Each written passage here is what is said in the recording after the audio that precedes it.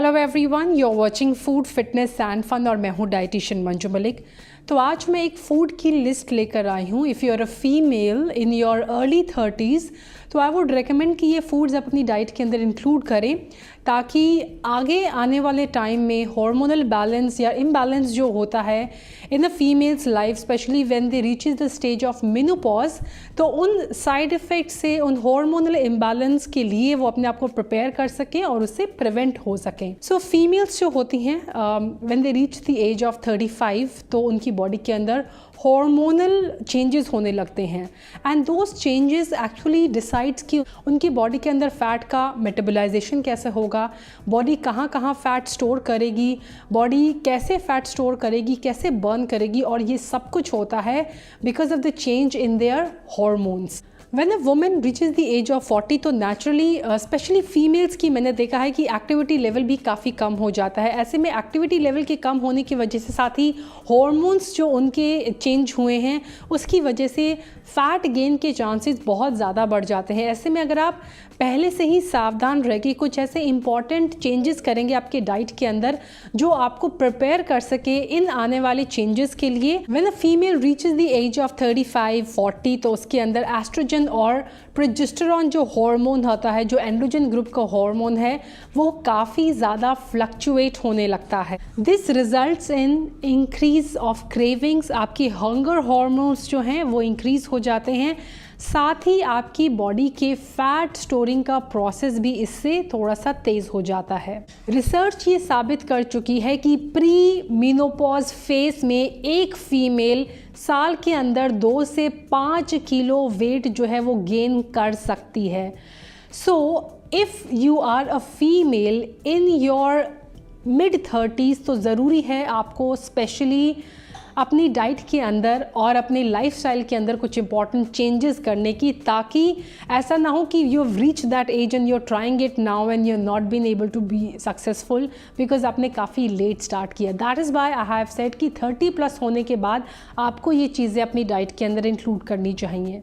कुछ ऐसे फूड होते हैं जिनके अंदर कुछ प्लांट केमिकल्स होते हैं, कुछ एंटीऑक्सीडेंट्स होते हैं जो आपकी बॉडी पे इम्पैक्ट डालते हैं। These are called phytoestrogens. ये आपके एस्ट्रोजन लेवल को मेंटेन करने में हेल्प करते हैं।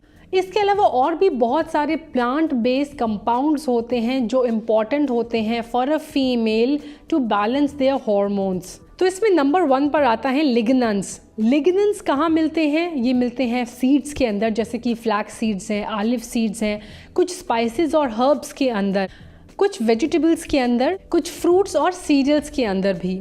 Some examples of food which are high in lignans can be barley यानी जौ, broccoli, berries, cherries, oats, peaches, apricots, peanuts, soyabean and sesame seeds यानी तिल। नेक्स्ट कैटेगरी जो आती हैं वो है आइसोफ्लेवोनॉइड्स की। आइसोफ्लेवोन्स जो होते हैं वो कुछ ऐसे कंपाउंड्स होते हैं जो अगेन फीमेल्स के हार्मोन्स को बैलेंस करने में हेल्प करते हैं। ये पाए जाते हैं पालक, ग्रीन वेजिटेबल्स के अंदर, फ्रूट्स के अंदर, क्लोवर्स के अंदर, पीस के अंदर, बीन्स के अंदर, स्पेशली सोयाबीन्स के अंदर। आइसोफ्लेवोन्स जो होते हैं वो एक तरह के पॉलीफिनोलिक कंपाउंड्स होते हैं जिसके अंदर दोनों तरह की प्रॉपर्टीज़ होती हैं, estrogen agonist and estrogen antagonist. Simple भाषा में बताऊं तो ये अगर आपकी बॉडी के अंदर एस्ट्रोजन बढ़ा हुआ है तो कम करने में हेल्प करते हैं, अगर कम है तो उसे ऊपर करने में, यानी हर तरह से एस्ट्रोजन के लेवल को आपकी बॉडी के अंदर बैलेंस करने में हेल्प करते हैं।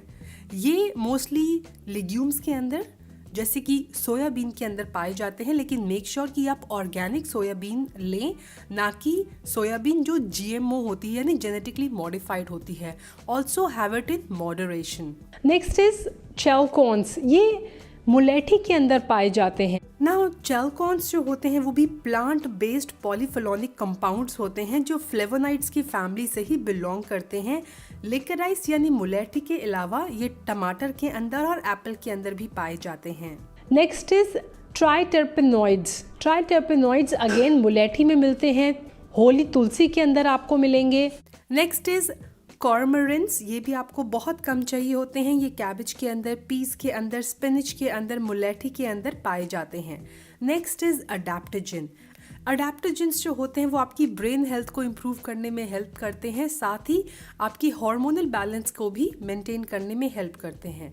ऐसे में अश्वगंधा आप ले सकते हैं अगर आपकी बॉडी के अंदर मेल हार्मोन्स डिसरप्टेड हैं, और इनका मिक्सचर भी ले सकते हैं क्योंकि शतावरी जो होती है वो एक अडेप्टोजन भी है, और फीमेल्स के अंदर वो किसी भी तरह की रिप्रोडक्टिव अगर इश्यूज़ हैं उनके रिप्रोडक्टिव ऑर्गन्स में, उनकी मेंस्ट्रुअल साइकिल में, तो उसे रेक्टिफाई करने में हेल्प करते हैं। तो शतावरी की रूट्स जो हैं वो भी आप अपनी डाइट में इंक्लूड कर सकते हैं।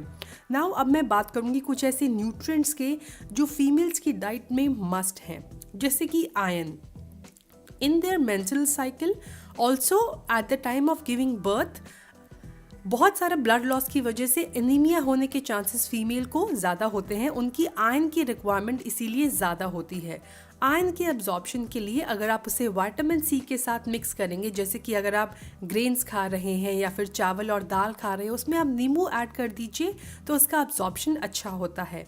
अगर मैं आयरन रिच फूड की बात करूं तो ग्रीन्स हैं, जितने भी लीफी ग्रीन वेजिटेबल्स हैं, इंक्लूडिंग जो लीफी ग्रीन नहीं लेकिन ग्रीन वेजिटेबल्स हैं, जैसे कि ब्रोकली है, हमारी जितनी भी दालें हैं, जो लेग्यूम्स हैं जैसे कि छोले हैं, राजमा है, सीड्स हैं, और ग्रेन्स स्पेशली मिलेट जो रागी कहलाता है, फिंगर मिलेट भी काफ़ी रिच होता है आयरन में।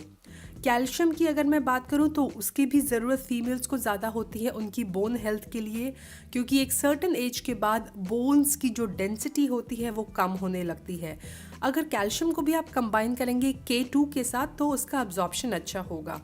अगर आप कैल्शियम रिच फूड खाना चाहते हैं तो focus on consuming organic dairy, यानी A2 जो मिल्क होता है, देसी काऊ का जो दूध होता है, वो आप अपनी डाइट में इंक्लूड करें। इसके अलावा ग्रीन्स हैं, अगेन सीड्स हैं, टोफू यानी सोया का पनीर है, ragi is one of the richest source of calcium and pulses.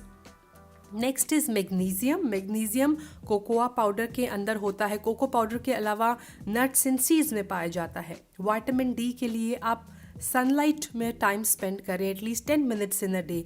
Omega 3 and vitamin D, ये दोनों कॉम्बिनेशन भी बहुत ज़रूरी है। Vitamin D is very important for absorption of fat soluble vitamins, तो इसके लिए flax seeds, olive seeds, almonds and walnuts आप अपनी डाइट में इंक्लूड कर सकते हैं। B complex vitamin specially folate is must for females, जो होल ग्रेन्स के अंदर, ग्रीन्स के अंदर, बीटरूट के अंदर पाया जाता है। प्रोबायोटिक्स यानी fermented food to increase the strength of good bacteria in your gut. तो एक बात का आपको ध्यान रखना है, इवन आप अगर ये न्यूट्रिएंट्स अपनी डाइट में भरपूर मात्रा में शामिल कर रहे हैं लेकिन आपका डाइजेस्टिव सिस्टम हेल्दी नहीं है, जिसकी वजह से उसका अब्जॉर्प्शन और उसका यूटिलाइजेशन नहीं हो रहा है, तब भी आपको न्यूट्रिशनल डेफिशिएंसी हो सकती है। इसीलिए माइंडफुली खाने पर ध्यान दें, मेक श्योर कि आप अपने फूड कॉम्बिनेशन पे ध्यान दें, मेक श्योर कि आप माइंडफुली खाएं, यानी कि आप अच्छी तरह च्यू करें, आप अपने फूड को अच्छी तरह से इंजॉय करें and eat slow without any distractions. Now, for mental health, it is very important to have some space for yourself, that is your me time. इसके अलावा communication बहुत ज़रूरी है females के लिए to avoid preventing the negative talks, जो हम self talks करते हैं negative. Be very very appreciative, आप जो कर रहे हैं, always give credit to yourself कि आपने ये अचीव किया है। आप अगर even if you are a housewife, what you are doing is great because you doing something which value to you and to your family. Also do not forget to be grateful. So ये थे सारे वो foods जो आपको include करने चाहिए as a female if you are 30+, तो ये आपके डाइट के इंटीग्रल पार्ट होने चाहिए। इसके अलावा अगर मैं लाइफस्टाइल चेंजेस की बात करूँ तो hydration is very important. Hydration जो है, फ्लूइड जो है, आपकी बॉडी के बहुत सारे फंक्शंस में इंपॉर्टेंट रोल प्ले करता है। हेल्दी फैट का डाइट के अंदर होना बहुत ज़रूरी है in moderation. Apart from that, good quality and quantity of sleep, ताकि आपकी बॉडी के अंदर ह्यूमन ग्रोथ हार्मोन बना रहे। Last but not the least, cortisol hormone को मैनेज करने के लिए आपको स्ट्रेस लेवल को भी मैनेज करना बहुत ज़रूरी है, क्योंकि ये स्ट्रेस हार्मोन अगर इम्बैलेंस हो गया आपकी बॉडी के अंदर तो ये सीधा सीधा आपके रिप्रोडक्टिव हार्मोन्स पे इम्पैक्ट डालेगा। So make sure that you eat healthy food, in moderation and take good quality and quantity of sleep and reduce stress in your life. So आज के लिए इतना ही. Thanks for watching. Stay healthy, stay fit, stay active, and I'll be back very soon. Until next time, you take care. Bye bye.